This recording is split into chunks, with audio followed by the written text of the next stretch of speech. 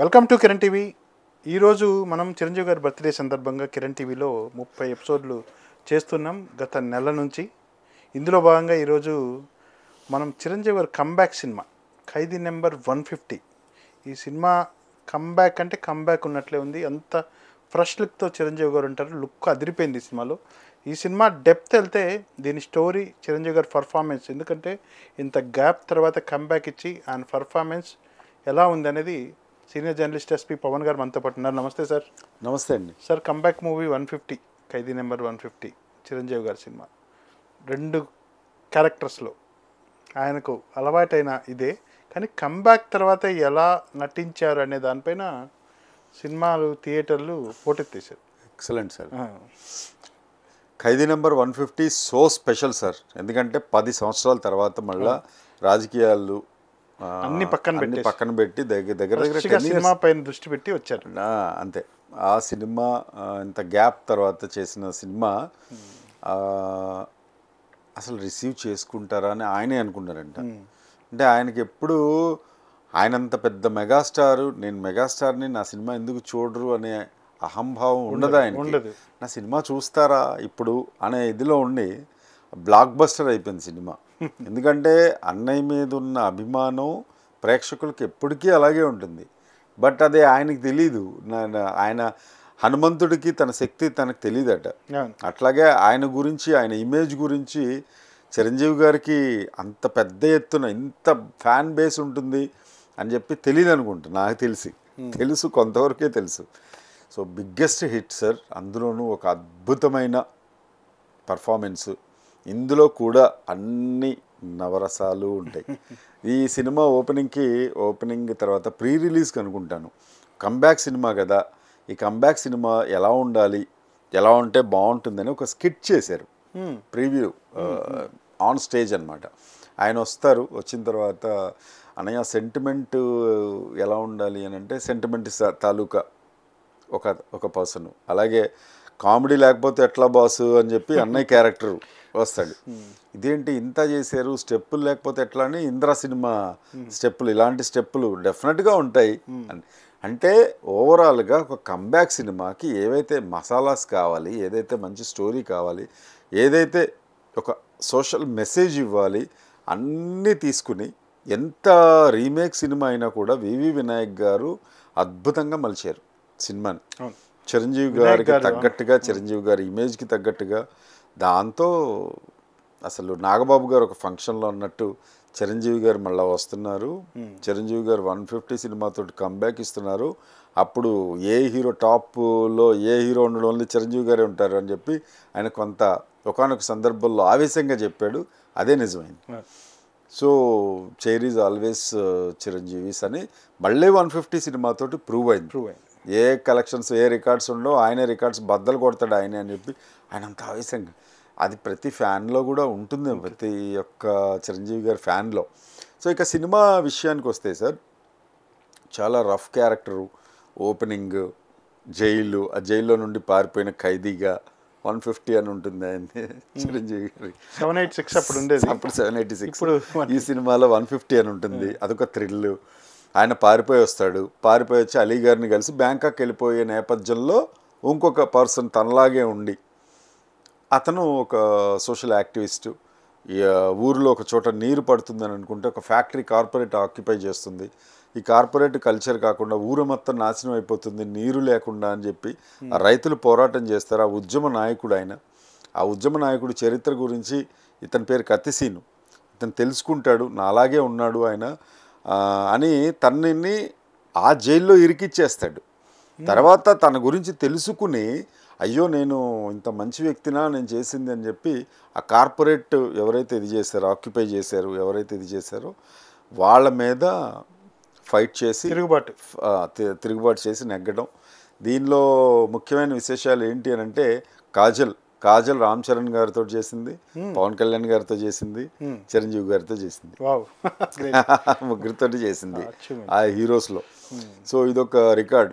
తర్వాత శృతి హాసన్ గారు చేశారనుకోండి. ఎవడు సినిమా రామ్ చరణ్ గారితో, చిరంజీవి గారితో వాల్తేరు వీరయ్య, పవన్ కళ్యాణ్ గారితో గబ్బర్ సింగ్, ఆ తర్వాత క్రెడిట్ శృతి హాసన్కి ఇవ్వాలి. ఈ ముగ్గురితోటి చేయటం తండ్రి బాబాయ్ అబ్బాయిలతో ముగ్గురితోటి చేయటం అనేది ఇద్దరు హీరోయిన్లకి చెల్లింది. కాజల్ గారు కూడా ఎక్సలెంట్గా ఉంటుంది ఇందులో.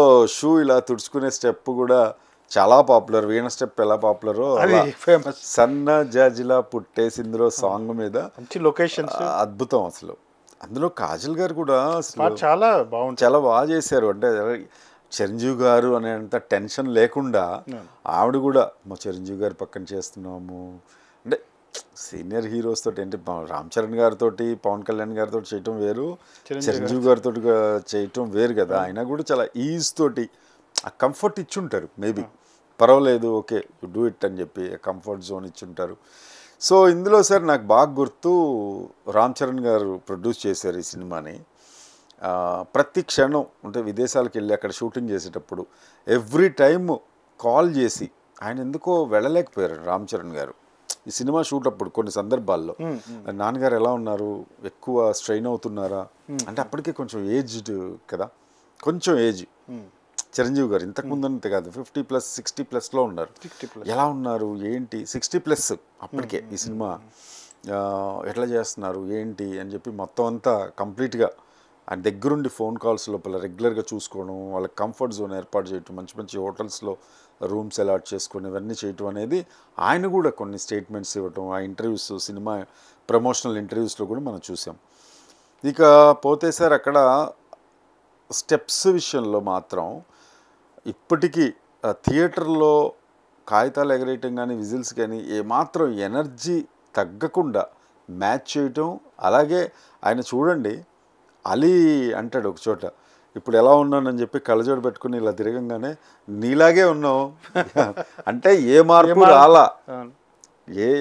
రాలా అన్నయ్యలో, అలా చెప్పడం, అలా ఇది చేయటం అనేది చాలా అద్భుతంగా అనిపిస్తుంది సినిమా కూడా.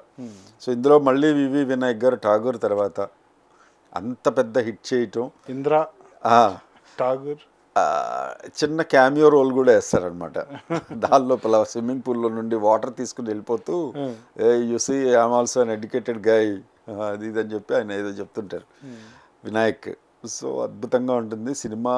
ఆశాంతం ఇందులో కూడా 80% ఎంటర్టైన్మెంట్ ఉంటుంది, కానీ ఒక హుక్ పాయింట్ ఉంటుంది సార్ దీని లోపల, చాలా సీరియస్ పాయింట్.